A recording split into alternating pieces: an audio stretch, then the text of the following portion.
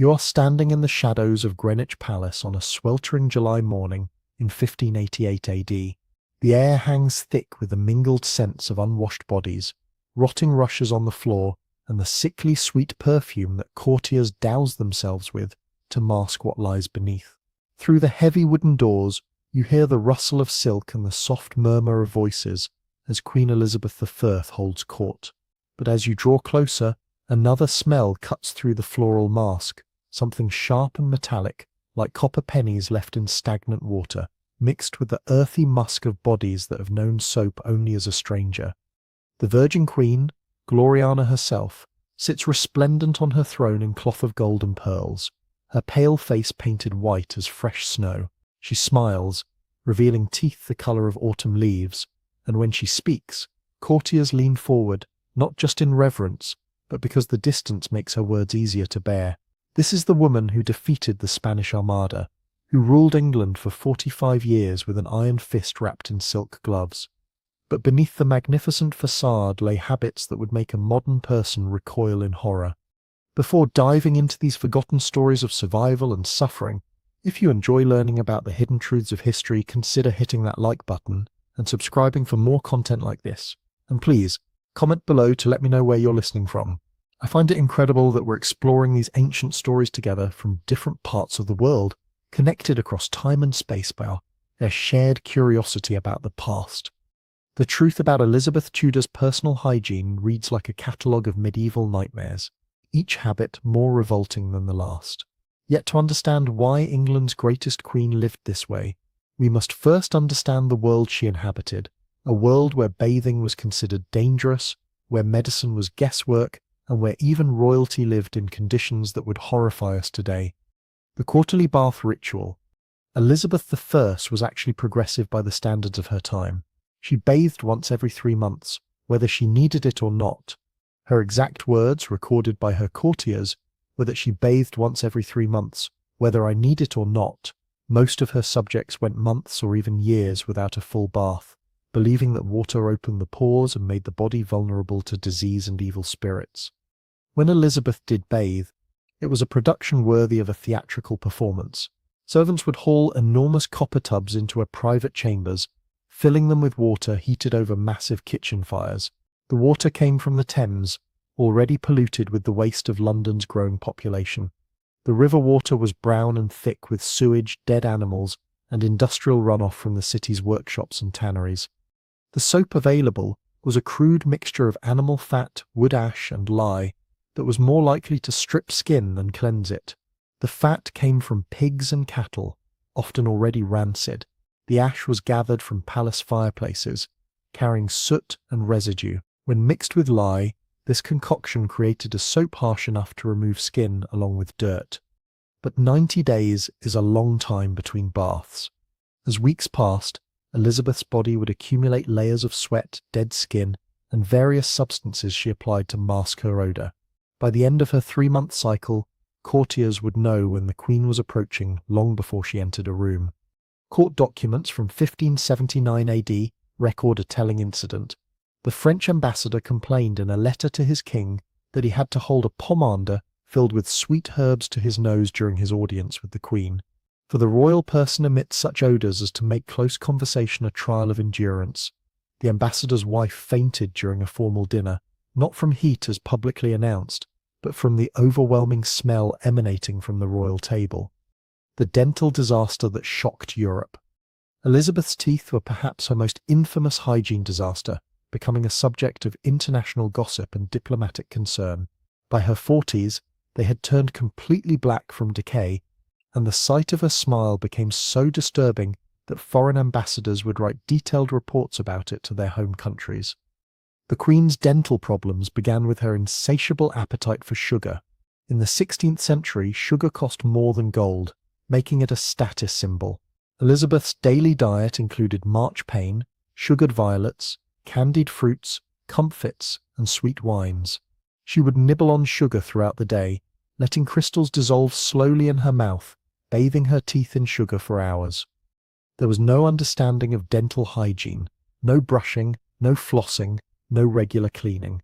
The best care available was occasional rinsing with wine or rosewater, which contained sugar and actually accelerated decay. Elizabeth's teeth began turning brown in her 30s, darkening to deep amber, and then black as decay progressed. Contemporary accounts describe how her teeth would sometimes crumble when she bit down, leaving fragments of blackened enamel on her lips. The pain was excruciating. She would sometimes be unable to eat solid food for days, surviving on broths and liquid medicines. Court records show her holding her hand to her jaw during public appearances, a gesture courtiers learned to recognize as a sign of dental agony. Dr. John Dee prescribed horrifying remedies, rinsing with urine, crushed pearls mixed with wine, and pressing hot iron against her jaw to burn out corruption. By her 50s, Elizabeth had lost several teeth entirely, and the remaining ones were loose in their sockets. The Queen's breath became legendary. Courtiers described it as the scent of a charnel house, and worse than the smell of a battlefield after 3 days in the sun. In 1590 AD, the Venetian ambassador wrote, "The Queen's teeth are so black and rotten that it is a wonder she can speak at all. The smell from her mouth forced me to breathe through my mouth during our entire audience." The Wig Horror Show. Elizabeth's famous red hair was largely fiction after her 30s, hidden beneath wigs that became their own source of hygiene nightmares. The Queen's hair loss was caused by lead-based cosmetics she used for her white complexion, but also by various treatments she applied, trying to restore her natural locks. The hair for these wigs came from peasant women who sold their hair to support families. It was often dirty and lice-infested when purchased, and cleaning methods were rudimentary. The wigs were sewn onto silk or linen bases using animal sinew threads, fitted with metal pins and combs that would rust from sweat exposure. Elizabeth's scalp condition made everything worse, till lead poisoning had left her scalp covered in weeping sores and lesions. Constant wig wearing prevented proper healing, creating cycles of infection and irritation that persisted throughout her life. The wigs were never washed, only brushed and dusted with powders. They accumulated months of sweat oil and atmospheric pollution. The combination of unwashed hair, decomposing organic matter, and various perfumes created a unique odor that courtiers learned to recognize as the Queen's approaching presence. Lice thrived in the warm, moist environment beneath the hairpieces. Ladies-in-waiting would spend hours daily picking lice from the wigs, but parasites always returned within days. The smell was so powerful it would linger in rooms long after Elizabeth left, requiring incense or open windows to clear the air. The Queen's vanity about her hair matched her denial about its condition. She would boast about her beautiful red locks, apparently unaware everyone knew she wore wigs. Foreign ambassadors wrote detailed descriptions of her hairpieces, often with barely concealed amusement. The lead paint poison prison. Elizabeth's signature white face was achieved through daily applications of ceruse, a mixture of white lead and vinegar that was slowly killing her. This toxic concoction was applied every morning with animal hair brushes, building up in layers that would crack and flake like old plaster. The lead came from Cornish mines where workers regularly died from exposure, ground into fine powder. It would float in the air like dust, coating everything in Elizabeth's chambers. The vinegar, made from soured wine, added acidic bite to the already caustic blend, eating away at her skin while trapping poison against her flesh. The application process was torture. The mixture burned as it was applied, causing her eyes to water and skin to redden. Elizabeth had to remain motionless for up to an hour while it dried, unable to speak, eat, or drink. As ceruse dried, it formed a beautiful but hideous mask. The white surface appeared perfectly smooth and pale, but beneath, her natural skin was being systematically destroyed. The mask would crack throughout the day, requiring constant touch-ups and vigilant mirror checking. Elizabeth never fully removed her makeup, instead applying new layers over old ones, creating build-ups several layers thick. When she did attempt removal, hardened ceruse had to be scraped off with ivory combs, often taking skin and leaving bloody scratches that would be covered with fresh poison the next morning. The lead poisoning affected her entire body. She suffered chronic fatigue, memory problems, and mood swings. Her hair fell out in clumps, teeth became loose and discolored, and her breath took on a metallic taste she tried masking with sweet wines. Beneath the white mask, Elizabeth's natural skin was a horror show of sores, scars, and discoloration that grew worse yearly. The queen's lips were painted with cochineal crushed beetles mixed with oils that would go rancid in heat, developing putrid smells that mixed with her breath. The clothing catastrophe. Elizabeth's magnificent gowns were never washed, never cleaned, never allowed to rest. These garments, worth more than most people's lifetime earnings, became repositories of months or years of accumulated filth that no perfume could mask. The Queen owned over 3,000 gowns made from finest silks, velvets and brocades, adorned with pearls and precious stones, but their construction made cleaning impossible. Multiple fabric layers, delicate embroidery, and precious stones couldn't withstand harsh soaps. Instead, gowns were cleaned by airing, brushing, and reperfuming. Elizabeth would wear each gown for days or weeks, allowing body odor, sweat, and bodily fluids to penetrate deep into fabric. Rich materials absorbed these substances like sponges, creating permanent records of her bodily functions. The dressing process took hours and required numerous servants. First came the shift, a linen undergarment rarely washed, becoming yellowed and stiff with accumulated sweat. Over this went a whalebone and steel corset laced so tightly it restricted breathing and digestion, never washed and becoming a breeding ground for bacteria. Elizabeth's gowns were susceptible to staining because of their light colours. White, silver, and pale gold showed every mark. A single wine drop would be visible across a room. The weight sometimes exceeded 50 pounds when fully jewelled, creating a greenhouse effect that trapped heat and moisture, causing profuse sweating absorbed by innermost fabric layers. Her stockings, made of silk or fine wool, were rarely washed and would develop holes revealing yellowed, dirt-embedded toenails. Shoes became repositories of foot odour and fungal infections, with leather becoming warped and stained, interiors developing permanent smells noticeable even when unworn. Elizabeth's attachment to certain gowns was so strong she'd refuse to change for days, claiming they were favourites or brought good luck. This made filth accumulation worse, with garments worn for extended periods without any cleaning attempts. The digestive nightmare. Elizabeth's digestive system was a source of constant embarrassment, creating hygiene problems beyond simple bad breath. Her rich diet, medications, and chronic ruling stress created perfect storms of digestive dysfunction throughout her life. The Queen's elaborate meals lasted hours and included dozens of dishes: roasted meats, rich sauces, sugary desserts, wines and ales. Food was heavily spiced to mask spoilage taste, and cooking methods did little to kill bacteria thriving in pre-refrigeration eras. Elizabeth's favourites were particularly problematic: rich, fatty meats like roasted swan and venison, difficult to digest and causing severe stomach upset.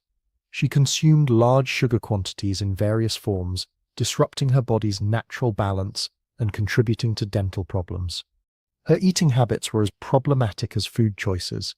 She'd eat quickly without proper chewing, wolfing down food between court ceremonies and diplomatic meetings. This hasty eating contributed to digestive problems and choking emergencies. Problems began almost immediately after eating: severe bloating and gas that was both uncomfortable and embarrassing. In an era when bodily functions were shameful, especially for women, Elizabeth's digestive issues caused constant anxiety and humiliation. Tight-fitting corsets and multiple fabric layers made digestion worse, pressuring stomach and intestines and causing severe pain. Elizabeth would sometimes loosen stays during meals, highly improper and carefully concealed from public view. The gas was legendary among courtiers, who politely ignored sounds and smells from the royal person. Elizabeth would sometimes excuse herself from public events when problems became too severe, claiming illness when the real issue was far more embarrassing. Her digestive problems were worsened by medications. Mercury prescribed for possible syphilis was a powerful laxative, causing severe diarrhea and cramping. Herbal remedies contained toxic ingredients causing nausea, vomiting, and other unpleasant symptoms. The oral hygiene catastrophe.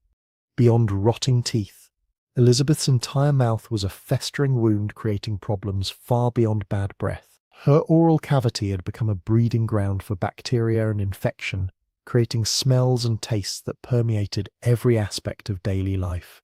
The Queen's tongue was often coated with thick, yellowish film, giving her breath additional putrid odour layers. This coating, caused by accumulated bacteria, dead cells and food particles, was never properly cleaned. Lack of oral hygiene meant this coating built up over days and weeks, creating permanent tastes, Elizabeth described as bitter as wormwood. Her gums were swollen and bleeding, considered normal for her age and status. Constant bleeding mixed with saliva, creating metallic tastes she tried masking with sweet wines and candied fruits. Blood also stained teeth and tongue, adding to oral cavity horror. Elizabeth's saliva production was affected by medications and health problems. She'd sometimes produce excessive thick, ropey saliva collecting in mouth corners and creating visible strands when speaking. Other times her mouth would be uncomfortably dry, causing her tongue to stick to mouth roof and making speech difficult. Sugar consumption had created ideal bacterial growth environments. Sugar-fed bacteria living on teeth and gums, causing multiplication and acid production that further damaged oral tissues. The cycle was self-perpetuating. More sugar consumed to mask decay, taste made oral health worse. Elizabeth's throat was chronically inflamed from constant mouth infection. She'd complain of sore throat and swallowing difficulty, symptoms attributed to various illnesses, but likely caused by bacteria streaming down from her rotting mouth. Her attempts to mask oral problems were desperate, chewing herbs like mint and rosemary, but these were quickly overwhelmed by underlying rot. She experimented with mouth rinses made from wine, vinegar, and honey, but sugary solutions fed bacteria and worsened problems. The perfume paradox.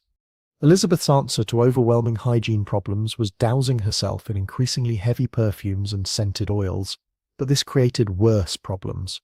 Perfumes designed to mask natural odors instead combined with them, creating unique and overwhelming stenches somehow worse than original smells. Her favorite perfume was civet musk, extracted from African civet cat anal glands. This musky animal scent was luxury's height, but when combined with months of accumulated body odor, created smells courtiers described as like a rose garden built over a cesspit. Daily perfume application took almost as long as makeup application. Servants dabbed various scents onto pulse points using soft brushes or fingers, sprinkling perfumed powders into clothing and hair, creating scented dust clouds settling on everything. But 16th century perfumes were crude, made from animal products and plant extracts that went rancid in heat. Oils would turn sour, developing putrid smells mixing with Elizabeth's body odor to create something truly nauseating. Fresh and rancid perfume combinations created scents both sweet and revolting, like flowers rotting in stagnant water. Elizabeth's clothing became saturated with competing perfumes, creating portable scent clouds following her everywhere. Different fragrances reacted with each other in her body chemistry, creating new, often unpleasant odors bearing no resemblance to original components. Body heat caused perfumes to intensify and change throughout days. Pleasant morning scents became cloying and overwhelming by midday, positively nauseating by evening.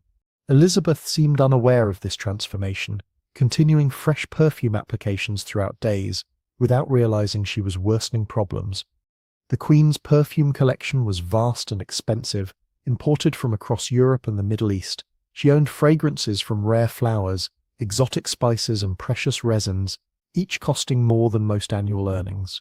But no money could buy perfumes successfully masking months of uncleaned body smells. The foot horror show. Elizabeth's feet were perhaps the most neglected part of her body, hidden away in silk stockings and elaborate shoes, but suffering from conditions that would have shocked even the most hardened physician. The Queen's feet had become a source of constant pain and embarrassment, affected by fungal infections, ingrown toenails, and various ailments made worse by her poor hygiene habits. The process of caring for Elizabeth's feet was a daily ordeal none of her servants welcomed. Her stockings, made from finest silk and wool, would be peeled away to reveal feet bearing little resemblance to delicate appendages described in courtly poetry.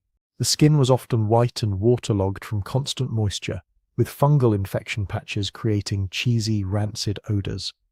Elizabeth's toenails had grown long and thick, becoming yellowed and brittle from constant moisture and lack of proper care. The nails would often curl under, creating painful pressure against toes and sometimes growing into skin.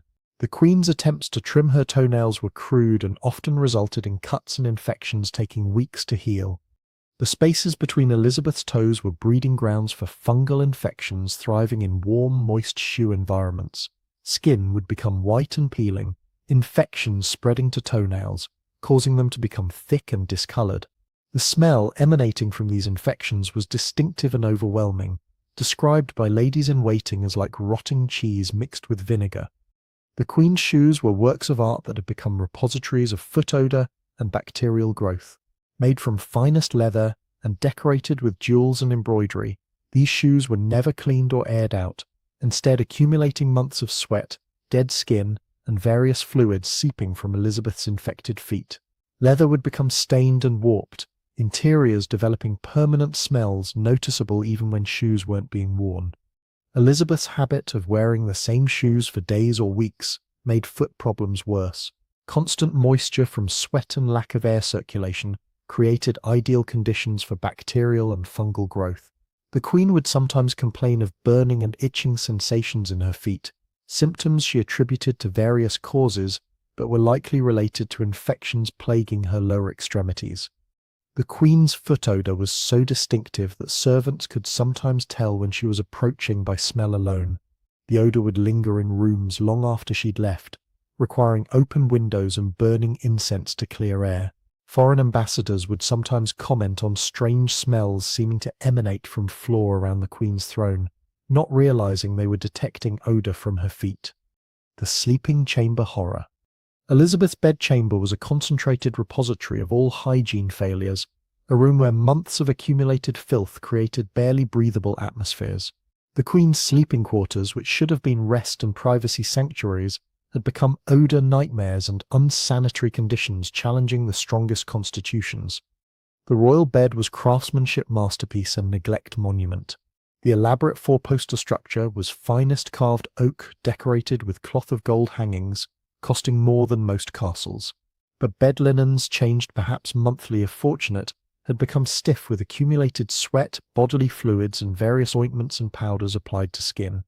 Sheets made from finest imported linen, soft as silk when new, had transformed into canvas-like material, yellowed and stained with bodily fluids soaked deep into fibres. Stains created maps of Elizabeth's nocturnal activities, dark patches where she'd sweated through difficult nights, yellowish areas where her bladder failed, reddish spots where sores and lesions wept and bled. The mattress, stuffed with down and feathers supposed to provide comfort, had become insect and bacteria breeding grounds. Feathers absorbed moisture and odours, creating permanent smells no airing could eliminate. The mattress, never cleaned or replaced, accumulated years of bodily fluids penetrating deep into its core. Elizabeth's nightgown was fine linen and lace that had become a second skin of accumulated filth. She'd wear the same nightgown for weeks, changing only when it became so stiff with dried bodily fluids it was uncomfortable. The garment would yellow and stiffen, developing permanent stains marking her sleeping habits patterns. The sleeping chamber was kept tightly closed during winter to conserve heat, trapping all odours inside and creating thick, oppressive atmospheres. Air became heavy with unwashed body smells, chamber pots, stale perfume, and various medications surrounding the royal bed. Servants entering first thing morning would often gag or hold breath, struggling not to vomit from overwhelming stenches.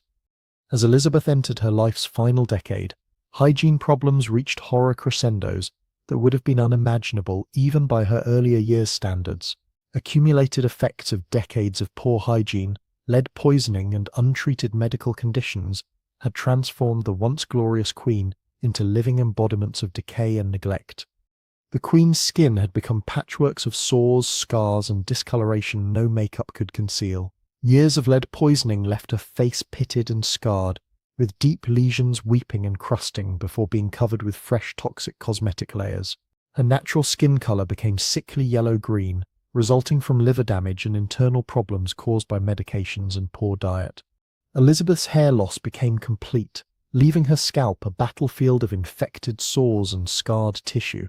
Wigs became heavier and more elaborate as she tried compensating for baldness, but constant pressure and weight only worsened scalp problems. She'd sometimes be seen scratching frantically at her head during public appearances, drawing blood and creating new wounds taking weeks to heal. Her remaining teeth were so loose she could barely chew solid food. Diet was reduced to broths, soft breads, and liquid medicines, but even simple foods sometimes caused pain. Constant mouth infection had spread to throat and sinuses, causing chronic inflammation, making speaking and breathing difficult.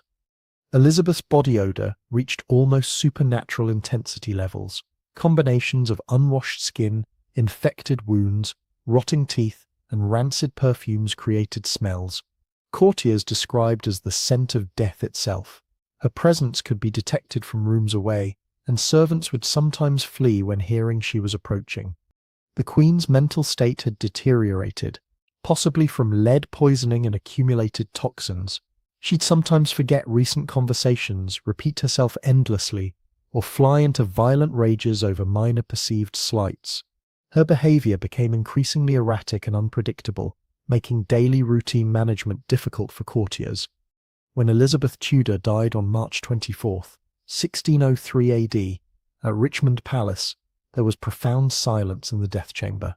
The woman who had dominated English politics for nearly half a century was gone, and with her died elaborate fictions that had hidden her hygiene disasters from public view. The aftermath revealed full extents of problems concealed during her lifetime.